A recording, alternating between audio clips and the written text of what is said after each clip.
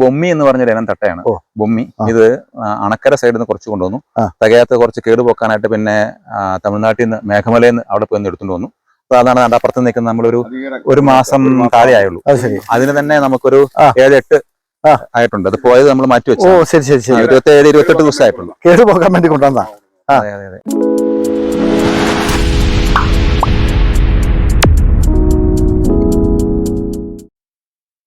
എല്ലാവർക്കും നമസ്കാരം. ഞാൻ ഇടുക്കിയിലെ വെൺമണി ആനക്കുഴി എന്ന ഗ്രാമത്തിലാണ്. സാധാരണഗതിയിൽ ഏലം കൃഷി ചെയ്യുന്നൊരു മേഖലയല്ല ഇവിടെ ആന്റണി സാറ് വളരെ ഭംഗിയായിട്ട് തന്നെ തികച്ചും ജൈവികമായ രീതിയിൽ ഇവിടെ ഏലം കൃഷി പരീക്ഷണാർത്ഥം ആരംഭിച്ചു. വളരെ വിജയകരമായിട്ട് ആ കൃഷി മുന്നോട്ട് കൊണ്ടുപോവുകയാണ്. അദ്ദേഹത്തിന്റെ കൃഷിയുടെ കാഴ്ചകളാണ് പ്രേക്ഷകരെ പരിചയപ്പെടുത്തുന്നത്.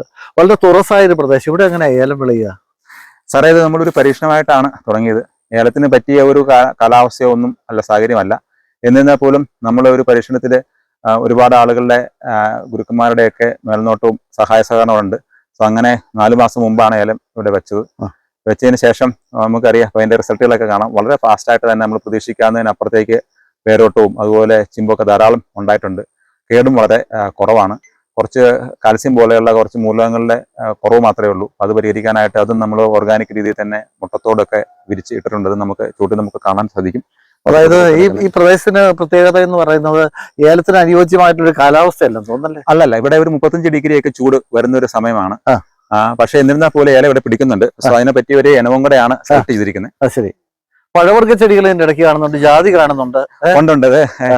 അവക്കാഡോ കാണുന്നുണ്ട്. അവക്കാഡോ ഉണ്ട്. അവക്കാഡോ ഒക്കെ നിറച്ച് കായ്ച്ചാണ്. ഇപ്പൊ അതിന്റെ സീസൺ കഴിഞ്ഞാണ്. ശരി. അതുപോലെ ദുരിയാൻ ഒരു 100 എണ്ണം ഉണ്ട്. ദുരിയാൻ പല വെറൈറ്റി, ഒരു 6 വെറൈറ്റി ദുരിയാൻ നമുക്കുണ്ട്. കൃഷിയിടത്തിൽ എന്തെങ്കിലും ജോലികൾ നടക്കുകയാണോ ഇപ്പൊ? ഉണ്ട്. നമ്മൾ ഇതിനകത്ത്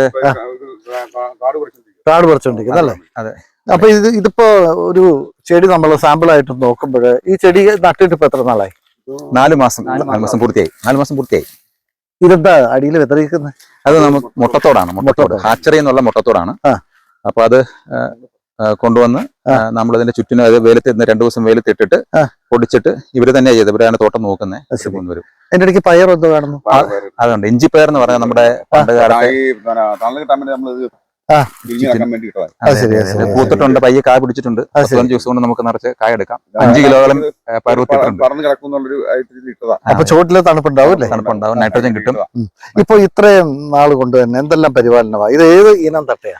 ഇത് ബൊമ്മി എന്ന് പറഞ്ഞൊരു ഇനം തട്ടയാണ്. ബൊമ്മി ഇത് അണക്കര സൈഡിൽ നിന്ന് കുറച്ച് കൊണ്ടുവന്നു. തികയാത്ത കുറച്ച് കേട് പോക്കാനായിട്ട് പിന്നെ തമിഴ്നാട്ടിൽ നിന്ന് മേഘമലയിൽ നിന്ന് അവിടെ പോയി എടുത്തുകൊണ്ട് വന്നു. അപ്പൊ അതാണ് അപ്പുറത്ത് നിൽക്കുന്നത്. നമ്മളൊരു ഒരു മാസം താഴെ ആയുള്ളൂ. അതിന് തന്നെ നമുക്കൊരു 7-8 ആയിട്ടുണ്ട്. അത് പോയത് നമ്മൾ മാറ്റി വെച്ചു. 27-28 ദിവസം ആയിട്ടുള്ളൂ. കേട് പോകാൻ വേണ്ടി കൊണ്ടുവന്നാ. അപ്പൊ നട്ടിട്ട് ഈ ബൊമ്മി എന്ന് പറയുന്നത് പാറക്കൂട്ടങ്ങൾക്കിടയിൽ കൊടിയ വേനലില് വിളയുന്ന ഒരു തരം ഏലമാണ്. അതെ. സുധാകർ സാറാണ് ഇങ്ങനെ ഒരു ഏലത്തെ നമുക്ക് പരിചയപ്പെടുത്തി തന്നെ. അത് നമ്മളത് തപ്പിയെടുത്ത് ഇവിടെ കൊണ്ടുവന്ന് എടുത്ത് മേഘമലയിൽ നിന്നൊക്കെ ഇവിടെ വരാനായിട്ട് 3 ദിവസം അവരുടെ നിന്ന് കുറച്ച് 3ാമത്തെ ദിവസമാണ് ഇവിടെ എത്തിയത്. ശരി. എന്നാൽ പോലും നമുക്ക് അതൊരു മാസം 28 ദിവസമായിട്ടുണ്ട്. ഇപ്പൊ ഇത് ആദ്യം എന്താ എങ്ങനെയാ നമ്മൾ കുമ്മായൊക്കെ ഇട്ടോ? ഇല്ലില്ല, കുമ്മായ ഇവിടെ ഇട്ടിട്ടില്ല. അതെന്താ? നമുക്ക് കുമ്മായി ഇടാന്ന് വെച്ച് കഴിഞ്ഞാൽ ഒന്ന് കാൽസ്യം കിട്ടുമെങ്കിലും ജീവാണുക്കളെ ഒന്നും നശിപ്പിച്ച് കളയണ്ട എന്നൊരു കോൺസെപ്റ്റ് ഉള്ളതുകൊണ്ടും അതുപോലെ തന്നെ വൃക്ഷായുർവേദം ചെയ്യാനായിട്ട് നമ്മൾ കുമ്മായി അങ്ങനെ ഉപയോഗിക്കുന്നില്ല. സോ അതുകൊണ്ടൊക്കെ മാർഗദർശനം കുമ്മായി ഇട്ടിട്ടില്ല. ചാണകമില്ല, ഫംഗിസൈഡ് ഒന്നും തന്നെ ഉപയോഗിച്ചിട്ടില്ല. ഇന്നേ വരെ വളം ഒന്നും തന്നെ ചെയ്തിട്ടില്ല. ഇനിയാണ് നമ്മൾ അടുത്തത് വൃക്ഷായുർവേദത്തിൽ പറയുന്ന കുന്നപജലം ഒക്കെ ചെയ്യുന്നത്. ഇത് നമ്മളിത് ഉപയോഗിച്ച് ആദ്യം ഇത് കൊണ്ടുവന്ന് ഒരു നമ്മുടെ ഏലമല ബയോടെക് ലാബിലെ ടോമി സാറ് തന്ന വാമ അങ്ങനെയുള്ള ബയോമിക്സിന്റെ കൂടെ ഒരു ലൈന് തയ്യാറാക്കി, യുവാണുക്കളുടെ ലൈന് തയ്യാറാക്കി ഒരു 1/2 മണിക്കൂർ നേരം നമ്മൾ ഈ കാണുന്ന വീപ്പകളിൽ നമ്മൾ മുക്കി വെച്ചിരുന്നു. സോ അങ്ങനെ മുക്കി വെച്ചതിന് ശേഷമാണ് ഇത് നമ്മൾ കുഴിയിലേക്ക് വെച്ചത്. കുഴി നമുക്ക് എല്ലാം തന്നെ ഒറ്റത്തട്ടയാണ്. ഈ ഒറ്റത്തട്ട എടുത്ത് കുഴിയെടുത്ത് ചെറിയൊരു കുഴി എടുത്തിട്ട് അത്യാവശ്യം പ്ലാറ്റ്ഫോം ഉണ്ടാക്കി ചെറിയ അതെടുത്ത് ഈ ആദ്യം തന്നെ നിലവൊരുക്കിയത് എങ്ങനെയാണ്? നിലവൊരുക്കി നമ്മൾ ഹിറ്റാച്ച് കൊണ്ടുവന്നു. ഇവിടെ നേരത്തെ ഇവിടെ ഉണ്ടായിരുന്ന കൊക്കോ, അതുപോലെ തന്നെ കാപ്പി, മുള്ളുമുരിക്ക്, ഇതൊക്കെയായിരുന്നു കൂടുതലുണ്ടായിരുന്നത്. സോ അതിന്റെയൊക്കെയാണ് പിന്നെ കപ്പിലാവ്, ഇതൊക്കെയാണ് ഇവിടെ കൂടുതലുണ്ടായിരുന്നത്. സോ അത് കുഴിക്കകത്തേക്ക് നമ്മൾ ഈ ഭൂവസ്ത്ര എന്ന് പറഞ്ഞ ഒരു പ്രോഡക്റ്റ് നമ്മൾ 10 ഗ്രാം ഇട്ടിട്ടുണ്ട്. ഭൂവസ്ത്ര നമുക്കൊരു സോയിൽ സ്റ്റെറിലൈസേഷൻ ആണിത്. നമ്മൾ അതിന്റെ കാണിക്കുക, അത് കൂടെ ഉണ്ട്, ഇത് കാണിക്കാം. സോ അതൊന്ന് എടുത്തിട്ടുണ്ട്. അപ്പൊ അത് ആണ് ഇട്ട് വെച്ചത്. അപ്പൊ അതാണ് നമുക്ക് ഇത്രയും ചിമ്പുണ്ടാവാനൊക്കെ നമുക്ക് റിസൾട്ട് തന്നത്. അതെ. ഇന്നലെ ഇവിടെ നമുക്ക് ജില്ലാ കൃഷി ഓഫീസർ വന്നിട്ടുണ്ടായിരുന്നു. അദ്ദേഹത്തെ പരിശോധിച്ച് വളരെ നല്ല പൊട്ടാണ്. കാരണം NBOP സർട്ടിഫിക്കേഷൻ ഉള്ളതാണ്. അദ്ദേഹം നന്നായിട്ട് പ്രൊമോട്ട് ചെയ്യും. അപ്പൊ ഇതാണ് നമുക്ക് ഇത്രയും റിസൾട്ട്, ഇത്രയും ചിമ്പും പെട്ടെന്ന് തന്നെ ഈ 4 മാസം കൊണ്ട് അപ്പൊ ഇത് ഈ ചുവട്ടിൽ തന്നെ 52 ചിമ്പുണ്ട് ഇത്. ഓ ശരി. അപ്പൊ ഒറ്റ തട്ടയിൽ നിന്ന് 52 4 മാസം കൊണ്ട് 52 ചിമ്പ് എന്ന് പറഞ്ഞാൽ അതൊരു റെക്കോർഡാണ്. ആ. അപ്പൊ നമ്മൾ 8 മാസം കൊണ്ട് ഒരു 80-100 ചിമ്പുണ്ടാക്കാനാണ് നമ്മുടെ പ്ലാൻ. ഈ ആന്റണി സാറേ, ഈ മുട്ടത്തോട് ഇരുന്നോണ്ടുള്ള ഗുണം നമുക്ക് കാൽസ്യം കിട്ടാനായിട്ടാണ്. പിന്നെ അത്യാവശ്യം അമിനോ ആസിഡും അതിനകത്ത് നിന്ന് കിട്ടുന്നുണ്ട്. വളരെ കാൽസ്യത്തിന്റെ വളരെ ഡെഫിഷ്യൻസി, കാരണം വെള്ളം ഇങ്ങനെ കുത്തി ഒലിച്ച് പോകുന്നതുകൊണ്ട് കാൽസ്യം എല്ലാം തന്നെ നഷ്ടപ്പെട്ടു പോയായിരുന്നു. സോ അതിന്റെ ഒരു കുറവ് പരിഹരിക്കാനായിട്ട് നമുക്ക് കെമിക്കൽ ഫോമിലുള്ള ഒന്നും ഉപയോഗിക്കാണ്ട്, ഇത് ചെലവും കുറവുണ്ട്. മുട്ട വിരിയുന്ന ഹാച്ചറികളിൽ നിന്ന് കളക്ട് ചെയ്താണ്. അപ്പൊ നമുക്കത് ഫ്രീ ഓഫ് കോസ്റ്റ് കിട്ടുകയാണ്. ഇവിടെ കൊണ്ടുവരാനുള്ള ചെലവ് മാത്രമേ ഉള്ളൂ. സോ അത് നമ്മളൊരു 250 ഗ്രാം ഏതെങ്കിലും ഇട്ടിട്ടുണ്ട്, ചുറ്റിനും ഇട്ടിട്ടുണ്ട്. എത്ര? ഒരു മാസമായിട്ടുണ്ടല്ലോ. ഒരു മാസം മിച്ചമായിട്ടുണ്ട്. ഈ ഭൂവസ്ത്രം ഇപ്പൊ പ്രയോഗിക്കുന്ന സമയമാണ്. ഇനി ഇപ്പം നമ്മൾ ചെയ്യുന്ന ചെറിയ വേരിയബിളും ഒക്കെ ഇനിയിപ്പം നമുക്ക് ഉണ്ടാവാൻ ഓരോന്നിനൊക്കെ വന്നിട്ടുണ്ട്. സോ അതിനെ വെക്കാനായിട്ടും ഇത് നമ്മളൊരു ഒരടി അകലത്തിലാണ് ഇടുന്നത്. സോ അങ്ങോട്ടേക്ക് ഇത് വീണ്ടും പുതുതലമുറ ചിമ്പ് വരാനായിട്ട് അങ്ങോട്ടേക്ക് ഇറക്കി ചുറ്റിനും വരുത്താനായിട്ടാണ് നമ്മൾ വട്ടത്തിലിടുന്നത്. ശരി. അപ്പൊ അങ്ങോട്ടേക്ക് ആദ്യം വേറെ ഇറങ്ങും. അപ്പൊ ഈ തണ്ടുതുരപ്പനെ എങ്ങനെ പ്രതിരോധിക്കും? തണ്ടുതുരപ്പനെ നമുക്ക് സിട്ര എന്ന് പറഞ്ഞ, നമുക്ക് ഈ പറഞ്ഞ ഇതേ ഇന്ത്യാഗ്രോയുടെ തന്നെ ഒരു പൊട്ടുണ്ട്. അതുപോലെ കടക്ക് എന്ന് പറഞ്ഞോടെ നമ്മൾ മിക്സ് ചെയ്തിട്ട് നമ്മളൊരു ഒറ്റ തവണ 2 തവണ ഉപയോഗിച്ചുള്ളൂ. പിന്നെ ഒറ്റ തണ്ടുവരപ്പ് വന്നില്ല. ഒരു 60 ദിവസമായി ഇപ്പൊ ഒറ്റ തണ്ടുവരപ്പിനില്ല.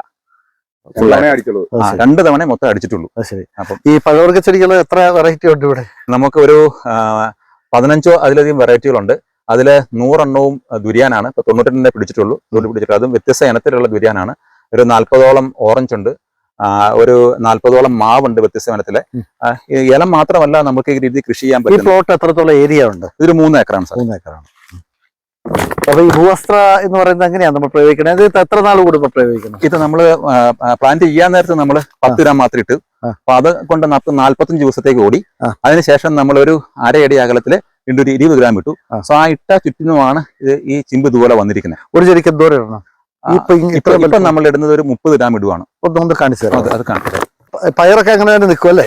പയറൊക്കെ അങ്ങനെ തന്നെ നിൽക്കും. അപ്പൊ സാധനം എടുത്ത് അപ്പൊ അത് ഉണ്ടാക്കാനായിട്ട് ഒരു കുപ്പി എടുത്തു, മുറിച്ച് എടുത്തു. അപ്പൊ കറക്റ്റ് അളവ് കിട്ടാനായിട്ട് ഇതൊരു 40 ഗ്രാമാണ് നിറഞ്ഞ് വരുന്നത്. അപ്പൊ നമ്മൾ 30 ഗ്രാം പുറത്തോടെ ഇടുന്നു, 10 ഗ്രാം അകത്തിടാനാണ് ഉദ്ദേശിക്കുന്നത്. അപ്പൊ ഇത് ഇങ്ങനെ ഈ കുപ്പി ഇതിങ്ങനെ വിരൽ കൊണ്ട് എന്നിട്ട് ഒരു കമ്പെടുത്തിട്ട് നമ്മൾ ഒരു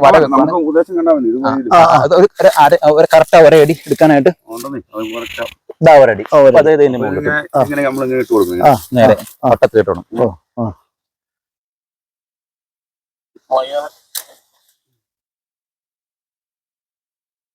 അപ്പൊ ഒരു 30 ഗ്രാം തുള്ളി കൊടുത്താൽ മതി. 30 ഗ്രാം ചുറ്റിനിടുന്നു.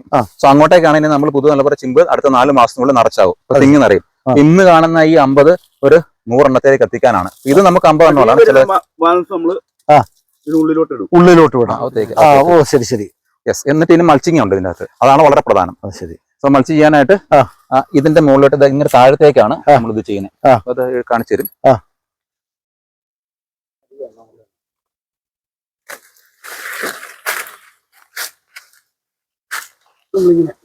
അത് ശരി ശരി.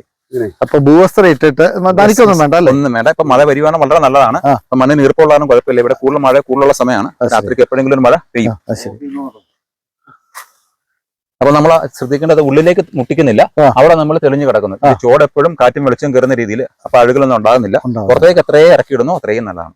സോ ഇങ്ങോട്ടേക്ക് നമുക്കൊരു 14-15 ദിവസം കഴിയുമ്പോഴത്തേക്ക് വേര് ഒത്തിരി അടിക്കും. അതിനുശേഷം ഒരു 2 മാസ സമയമാകുമ്പോഴത്തേക്കും പയ്യെ ചിമ്പുകൾ വന്നു തുടങ്ങും. എത്ര നാൾ കഴിയുമ്പോഴേക്കും കായ്ക്കുമെന്നാണ് പ്രതീക്ഷിക്കുന്നത്? 8-ാം മാസം. നമ്മൾ 8-ാം മാസം തന്നെ ആദ്യത്തെ ഇപ്പൊ ഓൾറെഡി പയ്യെ വള്ളി അടിച്ചു തുടങ്ങിയിട്ടുണ്ട് പലരും. ചിലതൊക്കെ നമ്മൾ നിർത്തിയിട്ടുണ്ട്. ഇതെല്ലാം ഭൂമിയാണോ? എല്ലാം തന്നെ 1000 ഭൂമിയാണ് ഉള്ളത്. പിന്നെ കുറച്ച് വെറൈറ്റികളായിട്ടുള്ള മറ്റു വെറൈറ്റികളൊക്കെ ഓരോ 1-2 അപ്പൊ ഈ ഭൂവസ്ത്രം മാത്രം മതിയോ? വേറെ എന്തെല്ലാം പരിപാലനം കൊടുക്കുക? വേറെ നമ്മൾ ബയോമിക്സ് എന്ന് പറഞ്ഞ ജീവാണുക്കളുടെ മിക്സ് നമ്മൾ കൊടുത്തിട്ടുണ്ട്. പിന്നെ പിണ്ണാക്ക് ഒരു 6 കൂട്ടം പിണ്ണാക്ക് നമ്മൾ പൊടിച്ചിട്ട്, മുതിര, ഉഴുന്ന് ഒക്കെ നമ്മൾ പൊടിച്ചിട്ടുണ്ട്. ഇത് മുട്ടത്തോട് നമ്മളുണ്ട്, കാൽസ്യത്തിന് വേണ്ടി മുട്ടത്തോട് ഇട്ടിട്ടുണ്ട്. മറ്റൊന്നും തന്നെ വളമായിട്ട് നമ്മൾ ചെയ്തിട്ടില്ല. ഇനി നമ്മൾ ഒരു അടുത്ത ആഴ്ച മുതലാണ് വൃക്ഷായുർവേദത്തിൽ പറയുന്ന കുനഭജലം, ത്രിമൂർത്തി എന്ന് പറയുന്നത് നമ്മൾ ഉണ്ടാക്കിയെടുക്കുന്നതാണിത്. അത് കാരണം നമുക്ക് വളരെ ചെലവും കുറയ്ക്കും. അപ്പൊ അത് നമ്മൾ ഒഴിച്ചു കൊടുക്കാനും സ്പ്രേ ചെയ്യാനുള്ള, അപ്പൊ അതാണ് വളമായിട്ട് ഇനി നമ്മൾ ചെയ്യുന്നത്. ഇത്തരം കാർഷിക പ്രവർത്തനങ്ങളെ നമ്മുടെ കൃഷി വകുപ്പിന്റെ സപ്പോർട്ട് ഉണ്ട്. ഇന്നലെ ഇവിടെ നമ്മുടെ കൃഷി ഓഫീസറായിട്ടുള്ള അഭിജിത്ത് സാറ് വണ്ണപ്പുറം വന്നായിരുന്നു. അതുപോലെ തന്നെ നമ്മുടെ ജില്ലാ കൃഷി ഓഫീസിൽ നിന്ന് നമ്മുടെ ഭാരതീയ പ്രകൃതി കൃഷി പദ്ധതിയുടെ BPKP-യുടെ ജില്ലാ കൃഷി ഓഫീസിൽ നിന്നുള്ള അവർ വന്നിരുന്നു. സോ അവരുടെ എല്ലാവിധ സപ്പോർട്ടും അവരുണ്ട്. അതിപ്പം BPKP പ്രകൃതി കൃഷിയിലേക്ക് മാറ്റാനുള്ള അതെല്ലാം ചെയ്തിട്ടുണ്ട്. അതിനുള്ള കാർഷിക ഡയറികളെല്ലാം ഉണ്ട്. അവർ സഹായിക്കുന്നുണ്ട്. എല്ലാവിധ സപ്പോർട്ടും അവരുടെ ഭാഗത്തു നിന്നുണ്ട്.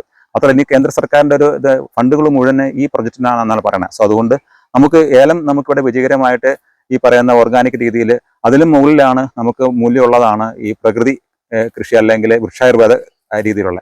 സോ അതുകൊണ്ട് നമ്മൾ വൃക്ഷായുർവേദ ആ പറയുന്ന എന്തൊക്കെയാണോ അതൊക്കെയാണ്, അല്ലെങ്കിൽ വൃക്ഷായുർവേദത്തിൽ പറയുന്ന സർട്ടിഫിക്കേഷനുള്ള ഉൽപ്പന്നങ്ങളും ആ രീതി മാത്രമാണ് ഇവിടെ നമ്മൾ ചെയ്യുന്നത്. ഒരു പൗരാണിക കൃഷി രീതിയാണത്. അപ്പോൾ മണ്ണും വായുവും മലിനമാകുന്ന ഒരു കാലഘട്ടത്തിൽ പ്രകൃതി കൃഷിയിലേക്ക് നീങ്ങിക്കൊണ്ട് തന്നെ, പ്രത്യേകിച്ച് നമുക്കറിയാം ഏറ്റവും കൂടുതൽ രാസവളങ്ങളും കീടനാശിനികളും ഉപയോഗിക്കുന്ന ഏലം കൃഷിയിലാണ്.